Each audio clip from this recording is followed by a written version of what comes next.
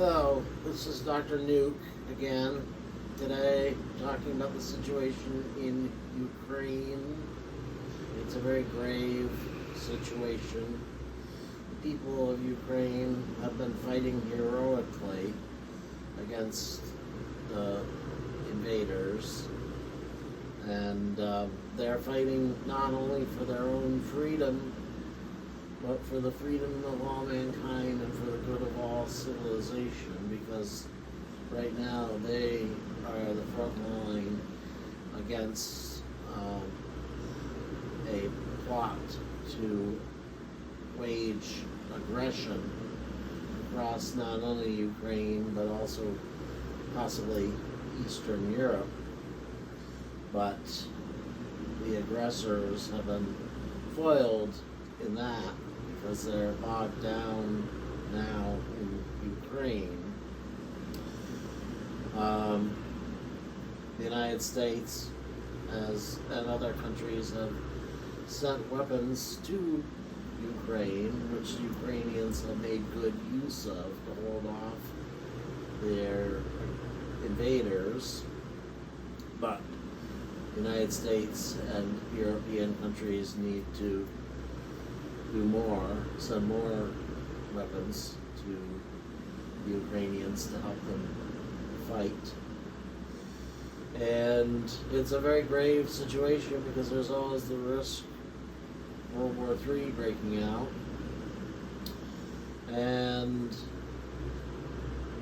if it doesn't break out there's other places where World War III can break out. For example, Korea, North Korea, is thought to have as many as 100 or more nuclear weapons, or at least the means to quickly assemble that many.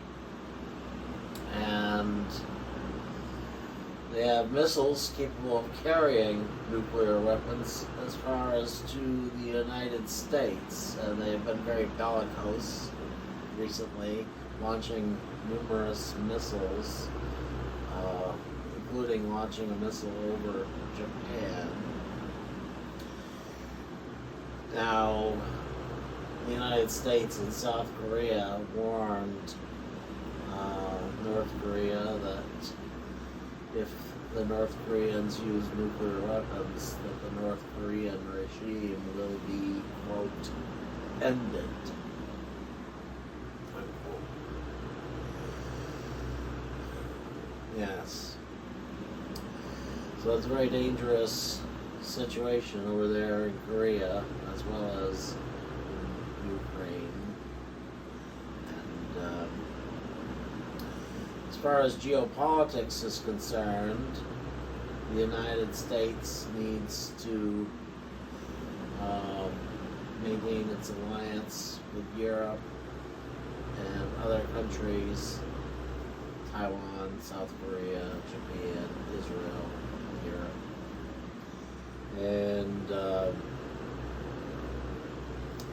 maybe try to cultivate better relations or an alliance even with India, because India is an up-and-coming superpower.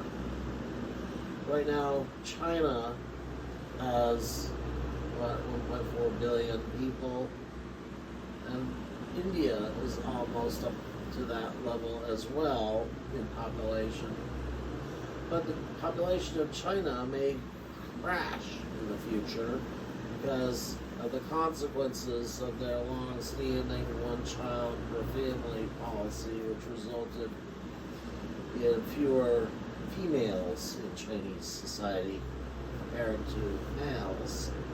What happened was that if a couple had a baby and the baby was a girl, they would selectively abort the baby girl so they could try again for a boy. Or if the baby was born, the baby girl was born, sometimes they would commit infanticide and kill the girl so they could try again for a boy. That was a widespread practice in China.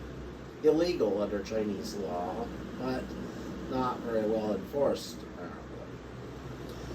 And as a result, Chinese population may crash, and India's is not expected to crash like that. So China will have fewer people to make weapons and to be soldiers and so on. At the same time, India will be rising. China has nuclear weapons and missiles, yes, even thermonuclear weapons. India is a nuclear power as well, though, we must not forget. They have possibly a couple of hundred nuclear warheads at their disposal, plus missiles that they've developed. India even has a space program. China, of course, has a space program, and they're becoming very aggressive in pursuit of their space endeavors. The United States needs to become very aggressive with regard to space so that we keep ahead of them.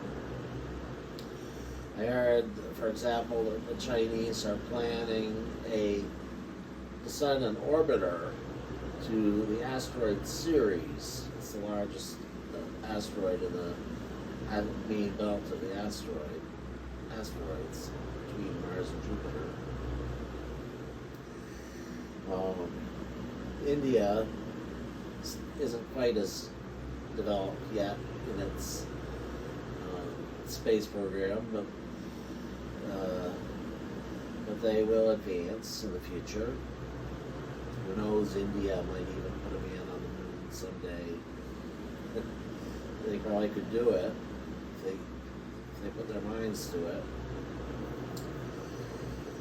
But India will be a major power with a large industrial base as well as nuclear weapons. Let's just hope that nuclear weapons are never used again. But I'm Dr. Nuke, but I don't want to see nuclear weapons being used against people. That would be very bad, of course, because the consequences of the use of nuclear weapons are so terrible. The blast, the heat, and of course the radiation. With the use of a nuclear device, there are two types of radiation to worry about. First, there's the initial pulse of radiation that is released when the device detonates, a pulse of gamma rays and X-rays and neutrons and so on. But that only affects a small area around the point of detonation. But, of course, you also get, with the nuclear detonation, radioactive fallout that drifts with the wind, and that does affect a larger area, depending on how far the wind carries it. Back in the 1950s, people used to have fallout shelters, so that if there was a nuclear war, they could go into their basement or whatever, hide for a couple of weeks until the fallout decayed to a safe level. Maybe we may get back to that again with the way the world is now. As for myself, I would want to have a fallout shelter if I could. Where I live right now, there isn't really any place I could go that has very good protection from radioactive fallout. Hopefully that'll never happen. The best thing to do to prevent nuclear war is prayer. Prayer for peace. Prayer of reparation for sin. The reason that we have wars is because of human sin. In fact, at Fatima, the Virgin Mary said, war is a punishment for sin. And once I heard that Mother Teresa of Calcutta said The fruit of abortion is nuclear war. Well, there's been plenty of abortions in the world, and in the United States. Not just in the United States, but other countries too. So far we haven't had a nuclear war, and let's hope we don't, but we need to pray to God, repent, turn to God. That is our only hope to avoid global bloodbath, war. Our only hope is to turn to God, and to love each other. Of course, if we all loved each other, then we wouldn't kill each other, fighting wars. If all the people in Russia and Ukraine were truly loving, totally, completely loving, then they all turn to God, and presumably the fighting would cease. But make no mistake, the Ukrainians are fighting for their freedom, and as long as their country is attacked, they have to defend themselves. But perhaps the war could be ended if enough people prayed, turned to God, repented of their sins, prayed for peace. So, I guess that's all I have to say about that. See you next time.